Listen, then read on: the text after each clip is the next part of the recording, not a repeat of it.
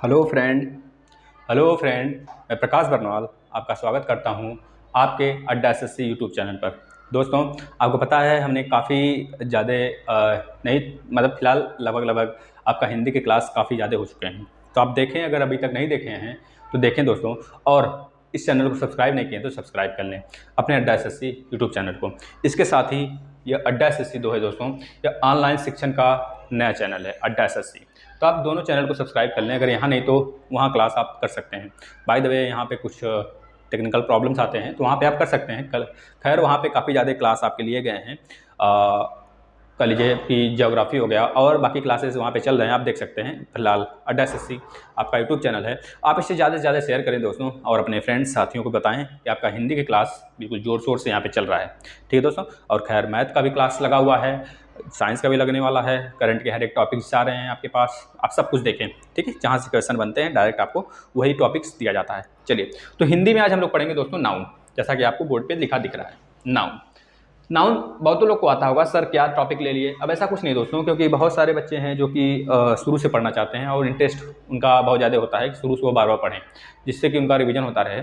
और खैर बहुत ज़्यादा एग्जाम लगने वाले हैं, सुपर टेट, टेट टीचर की वैकेंसी आई हुई है आपको पता है, और आपका यूपीएसआई, बीपीएससी, मतलब हर जगह आपको यहाँ से क्वेश्चन लड़ेंगे। ठीक है दोस्तों। चले, तो संज्ञा, संज्ञा क्या होता है दोस्तों, आपको पता होना चाहिए। संज्ञा, संज्ञा का अर्थ होता है, संज्ञा का अर्थ नाम होता है, संज्ञा का अर्थ ही नाम होता है।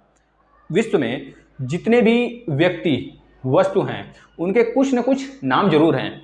बस ऐसी चीज़ जिनका नाम है उन्हीं को हम बोलते हैं संज्ञा। जैसे हम आपको बोलें, आप बबलू हो, मिंटू हो, जो भी आपका नेम है, जो भी आप जिस नेम से आपके घर वाले पुकारते हैं आपको, उस नाम से पुकारेंगे तभी आप समझेंगे कि हाँ हमें बुलाया जा रहा है। लेकिन अगर वही दूसरे नाम से आपको बुलाया जाए, गांव के किसी लड़के के नाम से आपको बुलाया जाए, तो क्या आप सुनेंगे? नहीं सुनेंगे। सुनेंगे भी तो यह सोचकर सुनेंगे कि खैर हमें नहीं बुलाया जा रहा होगा, किसी दूसरे को बुलाया जा रहा हो। या अगर आपसे पूछा जाए आप डस्टर लाओ, तो आप मार्कर ला के थोड़े दोगे, आप डस्टर ही लाओगे। अगर आपसे पूछा जाए आप कहाँ गए थे, तो आप बोलोगे मुंबई, तो वो समझेगा थोड़े कि आप दिल्ली से आ रहे हो। अगर आप रियल में दिल्ली में गए हो, आप लेकिन बोलोगे मुंबई, तो वो भी समझेगा मुंबई ही गए हैं, गया था, जब दिल्ली नहीं गया था। लेकिन आप कहाँ गए थे रियल में? दिल्ली गए थे। आप दिल्ली का नाम क्या बताया आपने? मुंबई बताया। तो अब वो तो समझेगा मुंबई आपने गया था। मुंबई जो कि आपका वेस्ट वाले, इंडिया के वेस्ट वाले क्षेत्र में पड़ता है, ठीक है ना, वेस्टर्न घाट की तरफ पड़ता है।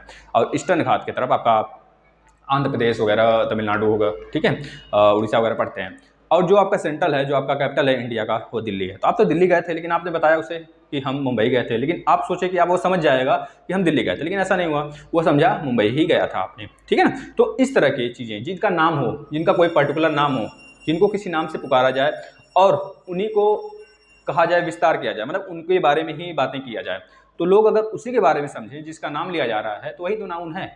आप जिस बारे में समझ रहे हैं, आप मेरा नाम प्रकाश जानते हैं तो हम प्रकाश हैं। अगर आप प्रकाश, और किसी का नाम भी हो सकता है, लेकिन आप खैर पढ़ रहे हैं मुझसे, तो आप किसे जानेंगे? प्रकाश नाम से हमको जानेंगे। इस तरह हम आपको जानेंगे। आपको अगर बोला जाए डस्टर लाने के लिए, तो आप डस्टर लाएंगे। आप अगर किसी मिठाई का नाम फेमस है तो मिठाई के नाम से भी जानेंगे। अगर आप किसी जगह का नाम जानना चाहते हैं तो किसी जगह का नाम, उसी जैसे चाइना देश है तो चाइना देश को आप चाइना देश के ही नाम से जानेंगे। यूएसए अगर हम बोलेंगे तो आप चाइना थोड़े समझेंगे, आप यूएसए समझेंगे, जो कि आपका नॉर्थ अमेरिका है। ठीक है दोस्तों, नॉर्थ अमेरिका में पड़ जाता है। मैक्सिको, मतलब कि इस तरह देश विदेश, वस्तु, नाम, आदमी का नाम, मतलब किसी भी ऐसे नाम को जिसको उसके पहचान से, उसके नाम से उसकी पहचान होती है। ठीक है दोस्तों। तो ऐसे चीज़ों को हम संज्ञा बोलते हैं। संज्ञा क्या होता है, क्लियर हो गया। अब हम एक एग्जाम्पल लेते हैं, जैसे कि हमें पूरब जाना हुआ, दिशा भी आ जाता है दोस्तों। जैसे हमें पूरब जाना हुआ तो हम ये थोड़े बोलेंगे कि हम पश्चिम चलते हैं, तो हमारे साथ वाला समझ जाएगा कि हमें पूरब जाना है। ऐसा नहीं होता है। अगर हम पूरब जा रहे हैं तो हम बोलेंगे उससे, भैया चलो पूरब चलते हैं। आपको पता होगा वास्को डिगामा ने, वास्को डिगामा 1948 में भारत के समुद्री रास्ते की खोज की थी। वास्को डिगामा, ध्यान सुनेंगे, ये आपका एग्जाम्पल है। Vasco da Gama, Vasco da Gama, Vasco da Gama ji ने 1948 में भारत के समुद्री रास्ते की, मतलब कैप कमोरिन, भारत के समुद्री रास्ते को खोजा। रास्ते से आया लिख देते हैं, से आए। ठीक है। वास्को डिगामा 1948 में भारत के समुद्री रास्ते से आए, भारत में आए, भारत के कालीकट पर आए। राजा रबोनी ने उसका स्वागत किया। तो इस तरह की बहुत सारी बातें होती हैं। तो यहाँ पे वास्को डी गामा जो दोस्तों आया है, वास्को डी गामा से हम हमेशा समझेंगे वास्को डी गामा ही, जो कि एक यूरोपियन था दोस्तों, वास्को डी गामा, इसके बारे में ही समझेंगे हम। कोलंबस को नहीं समझेंगे। कोलंबस भी तो गया था खोजने के लिए, 1492 में चला गया था वो, भारत के खोजते खोजते कहाँ पे, उत्तरी अमेरिका में। उन्होंने उत्तरी अमेरिका को खोजकर बोल दिया कि हम इंडियन खोज लिए, लेकिन वो तो रियल में रेड इंडियन के नाम से जाने जाते थे ना। तो इस तरह की बातें हैं जिनको नाम से पहचाना जाए उन्हें बोला जाता है नाउन, वास्को डी गामा। अब देखिए भारत भी एक देश है, भारत से हम भारत को ही समझेंगे, अमेरिका या फिर किसी और देश को नहीं समझेंगे, अपने प्यारे बहुत सुंदर सा भारत को समझेंगे, इसको याद रखेंगे। इसके बाद समुद्र से समुद्र को ही समझेंगे। यह जो तीनों हैं दोस्तों, यह नाउन है। तो इस तरह हमने समझा नाउन का एग्जाम्पल, ठीक है। इस तरह आपको इतिहास के बारे में थोड़ा सा पता चल गया। चलिए अब आगे देखते हैं हम लोग नाउन में आगे देखते हैं। अब देखा जाए तो संज्ञा का कितने भेद हैं, संज्ञा के कितने प्रकार हैं, तो बताएंगे। मूल रूप से संज्ञा 3 प्रकार की होती है, व्यक्तिवाचक संज्ञा, जातिवाचक संज्ञा, भाववाचक संज्ञा। ध्यान से देखेंगे, व्यक्तिवाचक संज्ञा, व्यक्तिवाचक, दूसरा व्यक्तिवाचक संज्ञा के बाद आप दूसरा बोलेंगे जातिवाचक संज्ञा, जातिवाचक, तीसरा बोलेंगे दोस्तों भाववाचक। आप नोट करते रहें दोस्तों, भाववाचक, आप कॉपी पे नोट करते रहें, भाववाचक संज्ञा। ये तीनों आप बोलेंगे, लेकिन मूल रूप से दोस्तों, लेकिन रियल में देखा जाए तो 5 हैं, संज्ञा के 5 प्रकार हैं। जो 2 और प्रकार है दोस्तों, वो व्यक्तिवाचक के अंतर्गत आ जाते हैं। कुछ व्याकरण है यह मानते हैं कि संज्ञा के 5 प्रकार हैं, तो आप 5 प्रकार ही मानेंगे, 3 प्रकार नहीं मानेंगे। मूल रूप से 3 प्रकार हैं। जो 2 और हैं दोस्तों, समूहवाचक और द्रव्यवाचक, वो व्यक्तिवाचक के अंतर्गत आ जाते हैं। जो 3 प्रकार के व्याकरण मानते हैं वो, जो 3 प्रकार के जितने व्याकरण हैं जो कि 3 प्रकार की संज्ञा मानते हैं, वह क्या करते हैं, व्यक्तिवाचक के अंतर्गत ही समूहवाचक और द्रव्यवाचक को मान लेते हैं, ठीक है। किसको समूहवाचक और द्रव्यवाचक। इन दोनों को जो व्याकरणकर्ता, जितने भी व्याकरण के बुक हैं, जितने भी व्याकरण मानने वाले हैं, पढ़ने वाले हैं, वह अगर 3 प्रकार की संज्ञा को मानते हैं, ध्यान से सुने, 3 प्रकार की संज्ञा को मानते हैं, तो वह क्या काम करते हैं, समूहवाचक और द्रव्यवाचक को व्यक्तिवाचक के अंतर्गत ही मान लेते हैं। लेकिन अगर आपसे पूछा जाता है संज्ञा कितने प्रकार के हैं, तो आप बताएंगे 5 प्रकार के हैं, व्यक्तिवाचक संज्ञा, जातिवाचक संज्ञा, भाववाचक संज्ञा, समूहवाचक संज्ञा और द्रव्यवाचक संज्ञा, ठीक है दोस्तों। इतनी चीजें आप ध्यान रखेंगे। चलिए हम आगे चलते हैं। होशियार हैं आप लोग ना, शेयर करिए थोड़ा सा, तभी अपना और होशियार देखिए। अब देखिए दोस्तों, जो यह इन दोनों मतलब कि जो आपका संज्ञा है दोस्तों, इनको जातिवाचक संज्ञा के अंतर्गत माना जाता है। जो दोनों वाचक थे, आप इसको याद रखेंगे, तो मेन मुद्दा है, ठीक है। इसके बाद इन सभी संज्ञाओं को, जितने भी संज्ञा हैं, संज्ञा के जितने प्रकार हैं, इसको 2 तरह से बांटा गया है, 2 तरह से, एक धर्म के आधार पर, एक वस्तु के आधार पर। मतलब जितने भी आपके 5 प्रकार के संज्ञा हैं दोस्तों, एक धर्म के आधार पर, मतलब 2 प्रकार से बांटा गया, एक धर्म के आधार पर, एक किसके आधार पर, तो बताएंगे वस्तु के आधार पर, मतलब पदार्थ, वस्तु यानी कि पदार्थ के आधार पर दोस्तों, ठीक है ना, इसको याद रखेंगे। अब देखिए जो धर्म के आधार पर माना गया है, उसमें केवल एक संज्ञा आता है, एक संज्ञा, जिसे भाववाचक संज्ञा बोलते हैं, भाववाचक संज्ञा बोलते हैं। और जो दोस्तों वस्तु के आधार पर माना गया है, उसमें 4 जो बचे हुए हैं यहाँ पे वो आ जाते हैं, जैसे व्यक्तिवाचक संज्ञा, जातिवाचक संज्ञा, इसके बाद आपका समूहवाचक संज्ञा और एक द्रव्यवाचक संज्ञा, ये चारों इसमें आ जाते हैं। तो लिख लें आप चारों, द्रव्यवाचक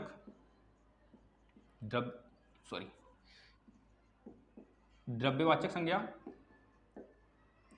द्रव्यवाचक के बाद व्यक्तिवाचक संज्ञा,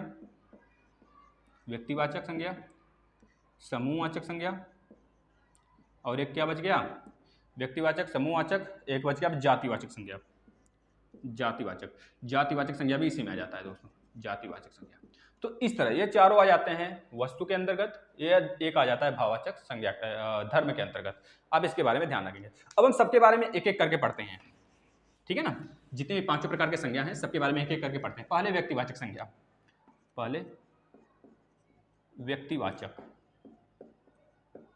व्यक्तिवाचक संज्ञा। अब देखिए दोस्तों, व्यक्तिवाचक संज्ञा क्या होता है, जिन शब्द से किसी एक लिख देते हैं, अच्छा, जिन शब्द से या फिर जिन शब्दों से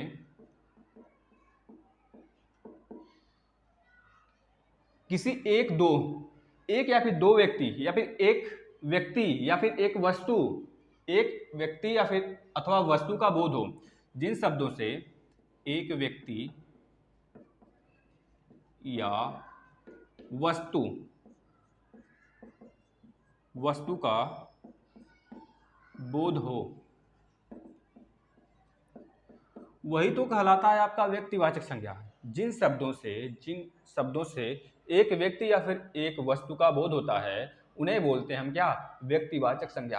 अब व्यक्तिवाचक संज्ञा के अंतर्गत दोस्तों जैसे प्रयाग, जो इलाहाबाद है, प्रयाग अगर बोले तो आप इलाहाबाद को ही समझेंगे, वो एक व्यक्तिवाचक संज्ञा के अंतर्गत आ जाता है। अगर हम पूछें प्रकाश, अगर हम बोलें प्रियंका, अगर हम बोलें अनुज, अगर हम बोलें अंजलि, अगर हम बोलें आयुषी, सूरज, तो यह सब सारे जो नेम है दोस्तों, अंकित, ये सब सारे जो नेम है दोस्तों वो व्यक्तिवाचक संज्ञा के अंतर्गत आता है। मतलब किसी पर्टिकुलर लोगों का नाम लिया जाए, किसी ऐसे आदमी का या फिर वस्तु का नाम लिया जाए जिसके नाम से कोई फेमस हो या फिर जिसके नाम से कोई जानता हो, उसे पहचानते ही, मतलब वो नाम उसको पहचान दिलाती हो, ऐसे नामों को हम बोलते हैं व्यक्तिवाचक संज्ञा। ठीक है, जैसे कि दिल्ली हो गया, हरियाणा हो गया, यूपी हो गया, तो ये सब क्या है, एक पहचान दिलाने वाले राज्य के नेम है। इन पहचान से, इन नामों से हम राज्यों को जान सकते हैं। इस तरह इसको हम क्या बोलेंगे, व्यक्तिवाचक संज्ञा। चलिए अब हम आ जाते हैं दूसरी तरफ, समझ गए होंगे आप, जातिवाचक संज्ञा। जातिवाचक संज्ञा, जातिवाचक संज्ञा के अंतर्गत दोस्तों ध्यान से देखेंगे, जिस शब्द अथवा नाम से किसी व्यक्ति विशेष या उनके जाति का पता चले, उनके झुंड का पता चले, उनके समुदाय का पता चले, ऐसे चीजों को हम बोलते हैं जातिवाचक संज्ञा। फिर सुनेंगे, जिन शब्द अथवा नाम से किसी व्यक्ति विशेष के समुदाय, समूह, झुंड का पता चलता है, उसे हम क्या बोलते हैं, जातिवाचक संज्ञा। अब लिख लें इसे, जिस शब्द अथवा नाम से किसी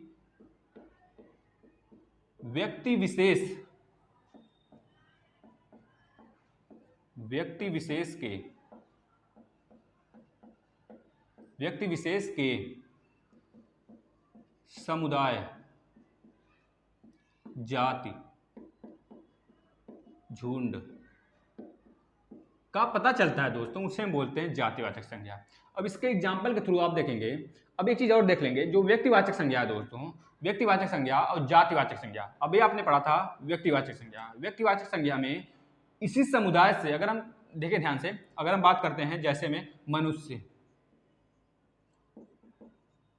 पर्वत, अब देखेंगे आप, मनुष्य के अंतर्गत बहुत सारे हैं, हम, आप, प्राणी, मतलब हम अब एक प्राणी के अंतर्गत क्या आते हैं दोस्तों, इसको मान के चलें, ठीक है। तो मनुष्य, जीव जंतु, अगर हम यहां पे लिख दें जीव जंतु,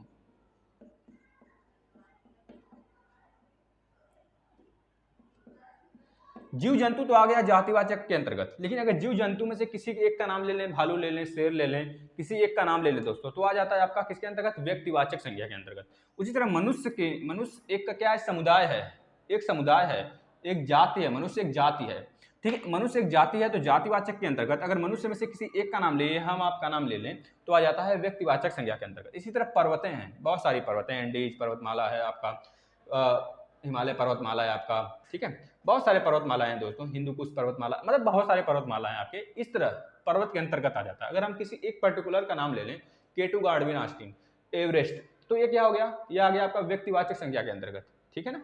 लेकिन यह क्या बताता है आपका, जातिवाचक संज्ञा। तो याद रखेंगे, इस तरह आपको याद हो जाना चाहिए। चलिए हम नेक्स्ट आ जाते हैं, समूहवाचक संज्ञा। समूहवाचक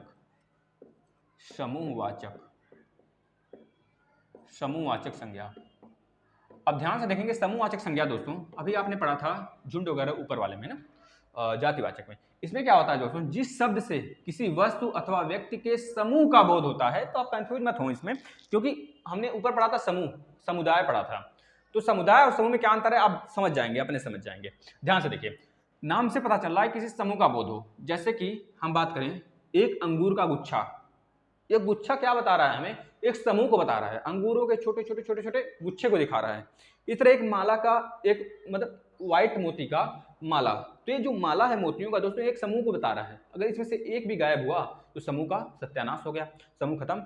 इसी तरह अगर बात करें चूटियों का झुंड, चूटियों का झुंड, तो ये झुंड बता रहा है, एक समूह बता रहा है। अगर समूह में मतलब जो अपने आप से समूह को क्रिएट करते हैं, जनरेट करते हैं, उसे बोलते हैं समूहवाचक संज्ञा। जैसे कि अगर बात करें दोस्तों कुंज, कुंजियों का गुच्छा, कुंजी चाबी जो होती है, जो घर का चाबी होती है उसको खोलने वाला, वो क्या है, एक झुंड है, मतलब कि एक गुच्छा है, गुच्छा।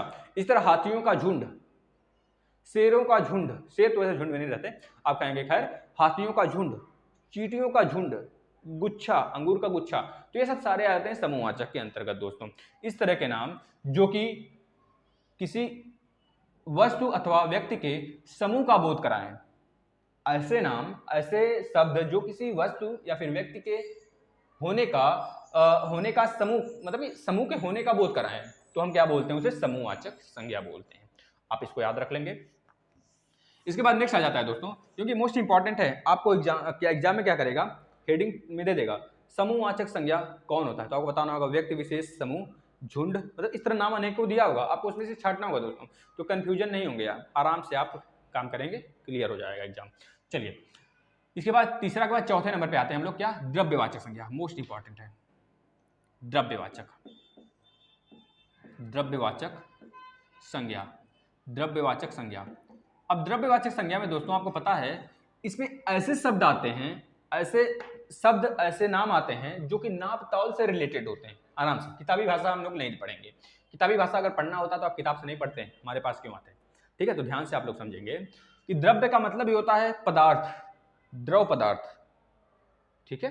पदार्थ चाहे वह द्रव पदार्थ हो, चाहे ऐसे पदार्थ जिनको हम केजी में तौलते हो, चाहे मीटर में नापते हो, चाहे उनको लीटर में नापते हो, मतलब ऐसे पदार्थ आ जाते हैं द्रव्यवाचक संज्ञा के तहत। मतलब कि सीधा साधा परिभाषा आप यह निकालेंगे, जिस शब्द से नाप, तौल, मीटर, लीटर, किलो मतलब केजी, या फिर ऐसे वस्तु जिनको हम लोग माप तौल के माध्यम से नापते हो, माप तौल के माध्यम से उसको उसका तुलना करते हो, मतलब कि उसको नापते हो, माप तौल एक उनका एक मापांक हो, ऐसे शब्द, उसी को हम लोग क्या बोलते हैं, द्रव्यवाचक संज्ञा। जैसे अगर आपको बोला जाए आप 1 लीटर तेल लाइए, 1 लीटर दूध ले लीजिए, 1 किलो आलू लेके चले आइए, तो 1 किलो, मीटर, 1 मीटर कपड़े का अपना जैकेट सिलवा लीजिए।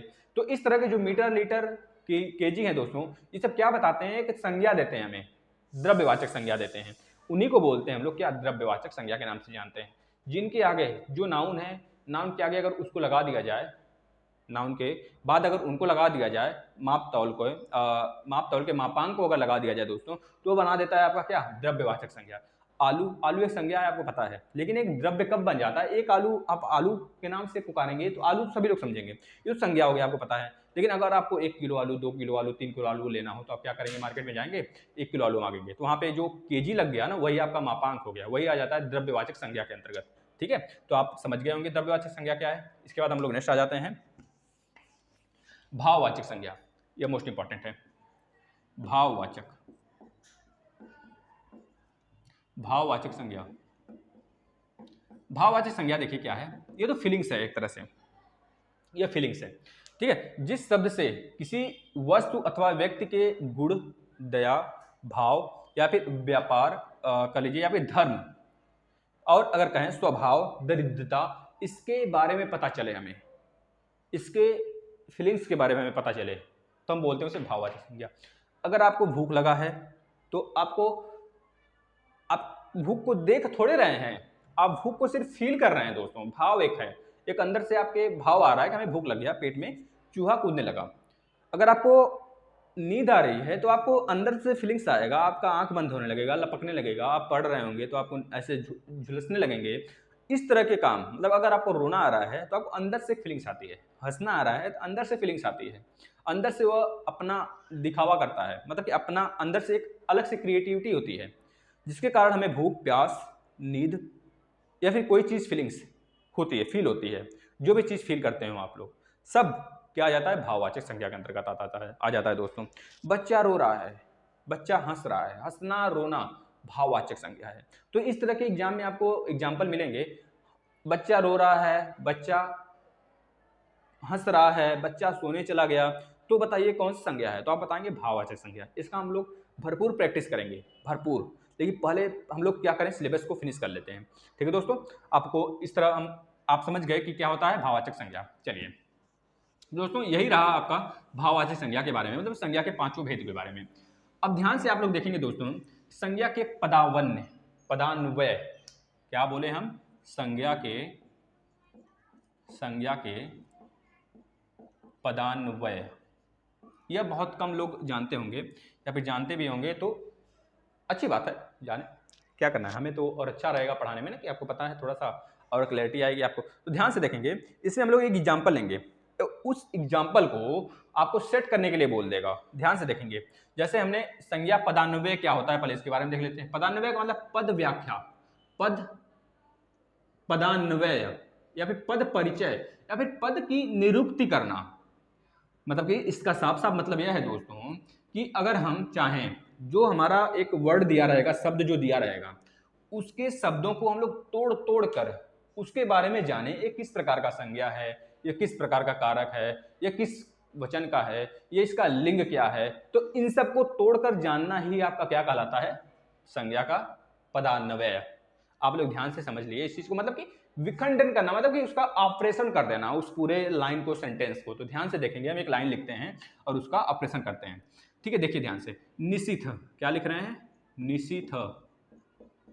ध्यान से देखेंगे इस पूरे वर्ड को, निशिथ, निशिथ के भाई अंशु, निशिथ के भाई अंशु, निशिथ के भाई अंशु ने विश्वविद्यालय, निशिथ के भाई अंशु ने विश्वविद्यालय में एक पत्र लिखा। विश्वविद्यालय में निशिथ था है दोस्तों, यह था समझिएगा आप लोग ना, था। निशिथ के भाई अंशु ने विश्वविद्यालय में एक पत्र लिखा। क्या लिखा दोस्तों, एक पत्र लिखा। अब इसको, इस पूरे वर्ड को हम लोग ऑपरेशन इसका करते हैं, पत्र लिखा, और इसके माध्यम से समझते हैं पद का पदान्वय क्या होता है, पत्र लिखा। अब दोस्तों आपको दिख रहा होगा निशिथ, भाई, अंशु, विश्वविद्यालय और पत्र। लिखना तो आपका एक हो गया, क्या हो गया, लिखना एक क्रिया है। ठीक है, अब इसमें हम लोग जानेंगे दोस्तों कि निशिथ जो आया है ये किस प्रकार का क्रिया है, किस प्रकार का मतलब कि संज्ञा है, कौन सा लिंग है, कौन सा वचन है, कौन सा कारक है, सब हम आपको बताते हैं। अब आप ध्यान से सुनेंगे, जो निशिथ है दोस्तों, पहले इसको, इसके बारे में समझते हैं। आपको दे देगा इस तरह का सेंटेंस, आपको बोलेगा निशिथ, बताइए कौन सा संज्ञा है, व्यक्तिवाचक संज्ञा है, भाववाचक संज्ञा है, जातिवाचक संज्ञा है, समूहवाचक संज्ञा है, आखिर कौन सी संज्ञा है भाई बताइए। तो बस इसी चीज को, सबके निशिथ के बारे में सब कुछ जान लेना व्याकरण में, वही आपका क्या कहलाता है, संज्ञा का पदान्वय। मतलब संज्ञा है तो संज्ञा के बारे में जानेंगे। अगर सर्वनाम यहाँ पे लिखा होता तो सर्वनाम के पदान्वय होता, हम लोग आगे पढ़ेंगे सर्वनाम। ठीक है, तो निशिथ, अब बताइए आप निशिथ क्या है। निशिथ आपको दिख रहा है संज्ञा है, कौन सा संज्ञा है भैया, बताएंगे व्यक्तिवाचक संज्ञा है, क्योंकि इससे हमको एक व्यक्ति का पता चल रहा है, व्यक्ति का पता चला। और ये क्या है, पुल्लिंग है कि स्त्रीलिंग है, तो आप बताएंगे पुल्लिंग है, ये नाम है मैन का, तो पुल्लिंग हुआ। और आपसे पूछा जाए कौन सा वचन है, तो आप बोलेंगे एक वचन है दोस्तों। अगर आपसे पूछा जाए कौन सा कारक है, तो बोलेंगे कर्ता कारक है, यही तो कर रहा है। निशिथ के भाई अंशु ने विश्वविद्यालय में एक पत्र लिखा। निशिथ के भाई, लिखा तो है भाई ने, लेकिन निशिथ भी एक कर्ता कारक है दोस्तों, यह भी कर्ता कारक है और यह भी कर्ता कारक ही है, दोनों कर्ता कारक हैं, याद रखेंगे। निशिथ, अंशु ने, अब देखिए भाई आपका क्या है, एक क्या आ रहा है, भाई का मतलब क्या हो गया, सर्वनाम हो गया ना, भाई सर्वनाम, मतलब कि भाई जो है वह अंशु को दिखा रहा है, भाई इंडिकेट कर रहा है अंशु को। अगर यहाँ से हम हटा दें भाई को तब भी हो जाएगा, निशिथ के अंशु ने, ऐसे नहीं होगा, फिर हो जाता अंशु ने विश्वविद्यालय में एक पत्र लिखा, ऐसे हो जाता। नहीं तो निशिथ के भाई अंशु ने, इससे पता चल रहा है जो भाई है दोस्तों, यह रिलेशन बना रहा है अंशु और निशिथ के अंतर्गत, है ना। अब कारक के, निशिथ के बारे में आपने क्या जान लिया, यह जातिवाचक संज्ञा है, और ये आपका कर्ता कारक है, ये आपका पुल्लिंग है, और ये क्या है आपका क्रिया का कर्ता है। मतलब कि यह क्रिया जो है, लिखा हुआ क्रिया, लिखा है, यह लिखा, यह जो क्रिया है दोस्तों लिखा, इसका कर्ता क्या है, निशिथ है, इसी का कर्ता आपका भाई भी है, और इसी का कर्ता आपका अंशु भी है, याद रखेंगे। अगर आपके भाई के बारे में, मतलब भाई का अगर हम लोग पदान्वय करें तो बताएंगे, भाई अगर बोल दिया जाए भाई के बारे में बताइए, तो भाई आप बताएंगे एक संज्ञा है, कौन सा संज्ञा है, तो बताएंगे जातिवाचक संज्ञा है भैया, क्योंकि इससे हमें एक भाई का बोध हो रहा है ना। एक भाई का पता चल रहा है, मतलब एक किसी पर्टिकुलर हम समझ जा रहे हैं कि एक भाई ही है, भाइयों नहीं, 10-15 भाई नहीं, मतलब एक भाई का पता चल रहा है। ठीक है, भाई, अंशु का पता चल रहा है, भाई। इसके बाद अगर बोला जाए ये पुल्लिंग है, पुल्लिंग हुआ आपका। अगर बोला जाए एक वचन हुआ, कर्ता कारक हुआ, और क्रिया का कर्ता है अभी, यह भी क्रिया का करता हुआ। इसी तरह अंशु भी सेम सिचुएशन पे आ गया, सेम सिचुएशन, यह भी अंशु भी लिखा हुआ का कर्ता कारक ही है दोस्तों, याद रखेंगे।